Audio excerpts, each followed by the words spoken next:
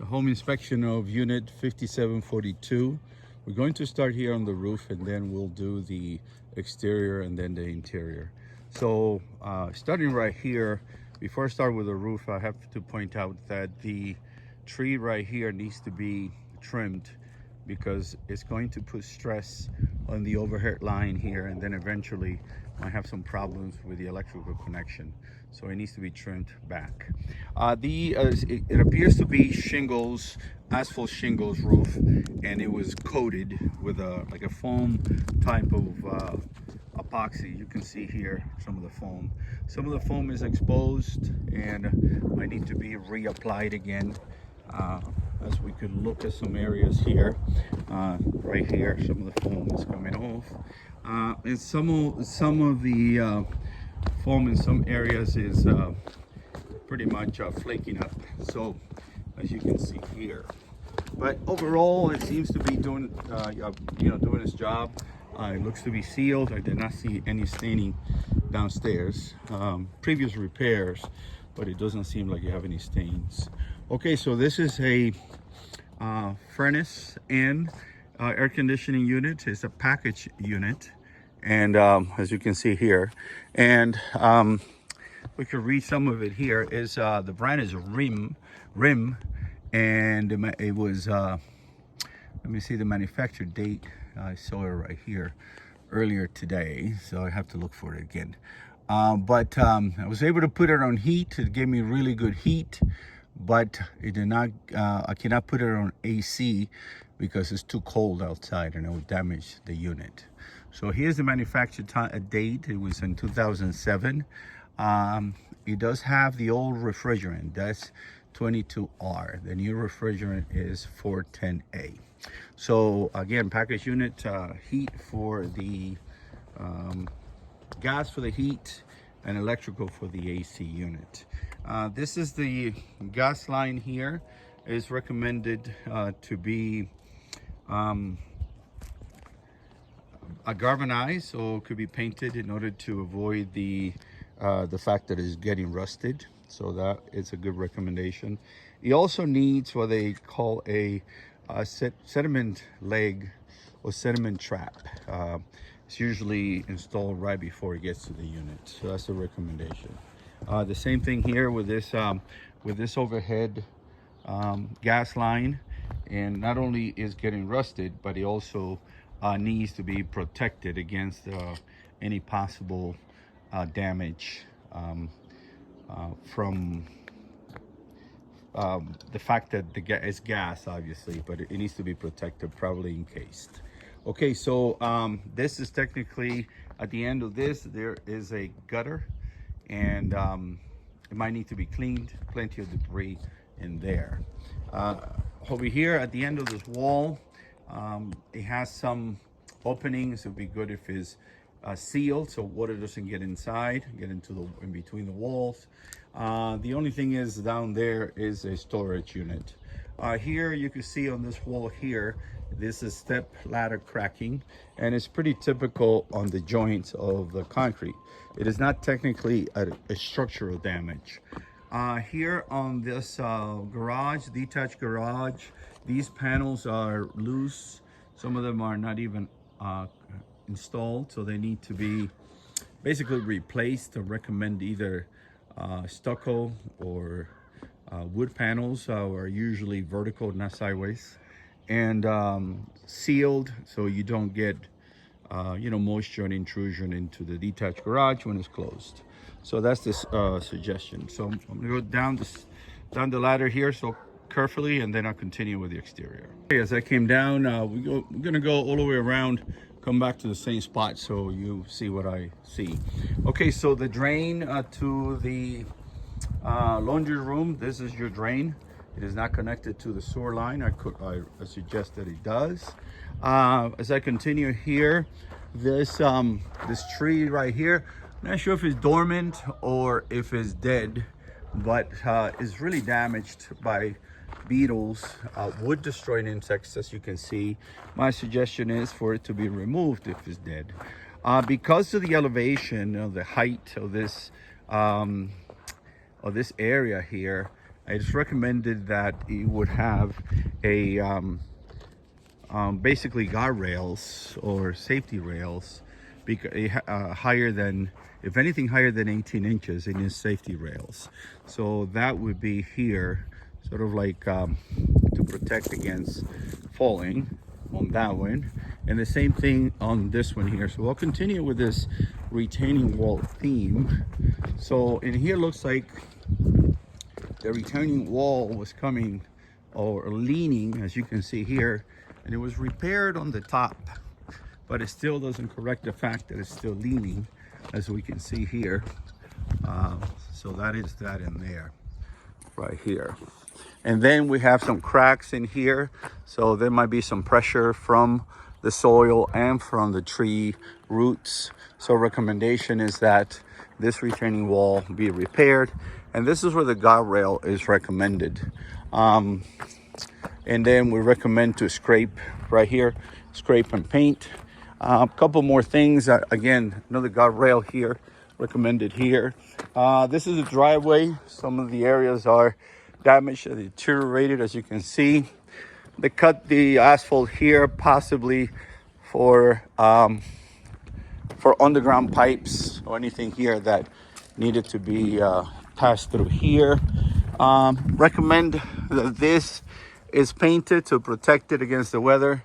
Some of the fascia boards need to be replaced because they're damaged. Again, this is the need for a retaining wall. As you can see, the soil is coming down. Eventually might come in against the garage. There's some, again, it would be good if it's painted because it will be protected against damage. Weather damage. And then that piece at the end there, the fascia board, it's completely eaten by termites. So that will have to be repaired or replaced. There's more damage here, combination of termites and also weather damage. As we continue here, recommendation again on a retaining wall, because the soil erosion, you can see here. So this right here, and nothing is holding it back, but not sure how long it's been like this, but you can see that there's some soil erosion here right now. So it's recommended to have some type of retaining wall to protect against caving in. So that is that. Continuing here, this is on the other side. A couple of broken window panes. This one here is in the kitchen, and this other one here, it's in this northeast bedroom right here. So again, there's another one on the other side, as you can see here. The electrical panel, I opened it up, looked inside and outside. Only thing is missing a few screws. It is 200 amps, which is pretty much up to date. It's grounded. Here's the ground and everything inside. All the outlets work.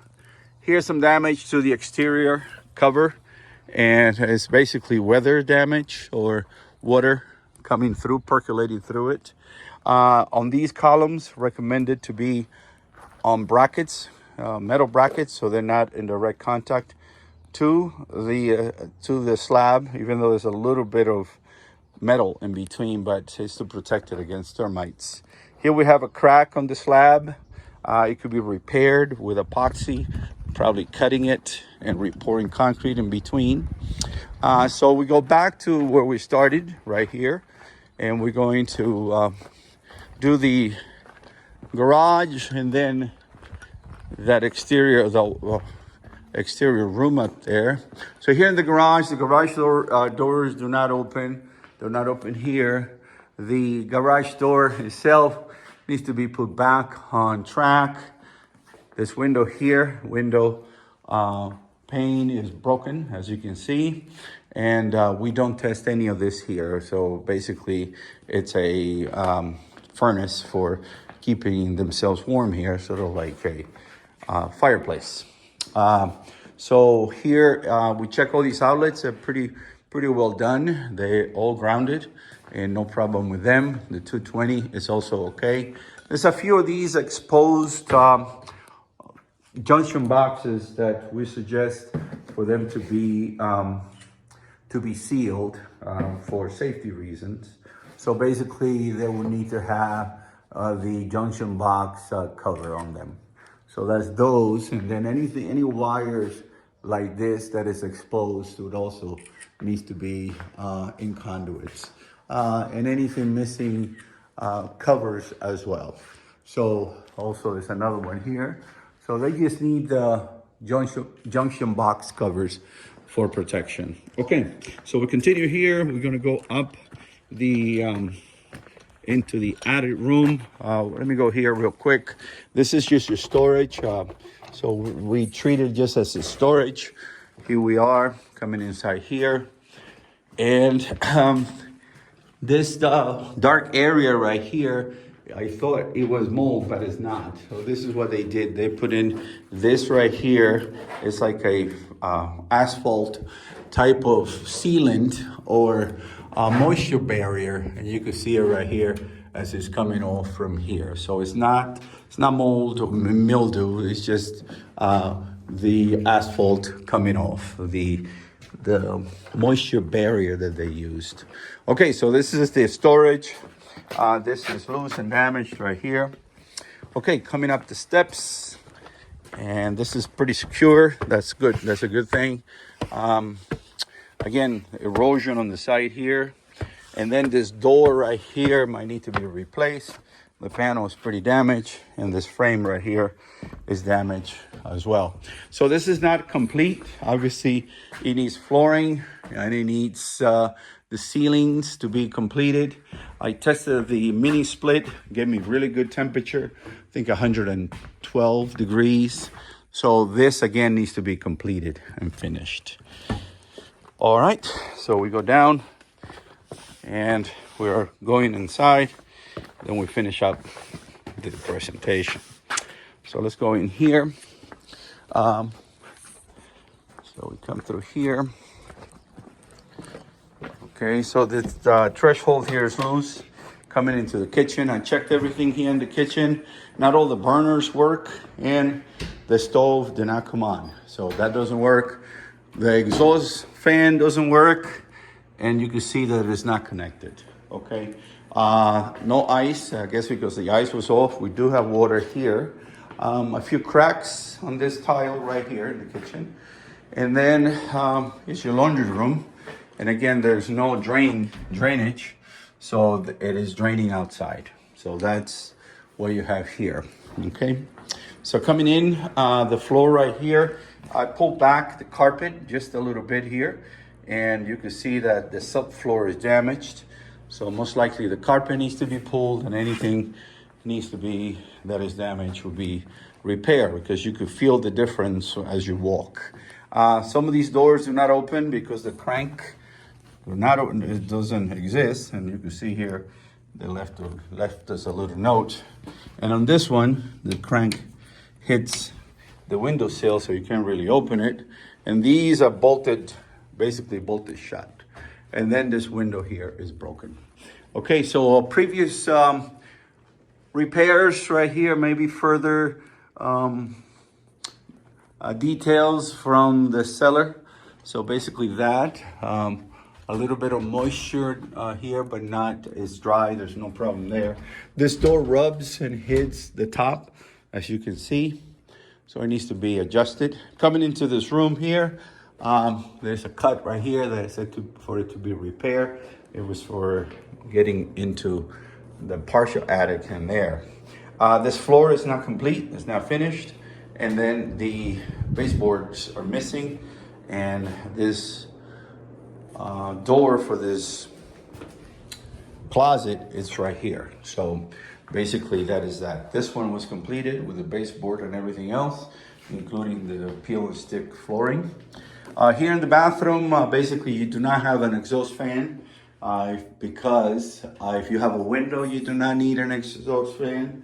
But you do have it, but here's the light, the heat, and here's the vent.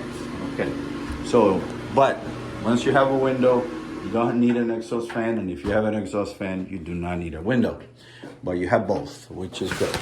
Okay, coming inside here, this is stuck in the basically on the hot position. It doesn't move to the cold. It just goes up and down. So the faucet there needs to be replaced. The door here, it's not a good quality door. It looks like a temporary door. So I do recommend a permanent door for privacy. So everything else here then, some staining on this carpet. Obviously, wear and tear on the carpet. Some staining on the carpet there as well. All right, I'll send the report. And if you have any questions, give me a call. Thank you. Bye-bye.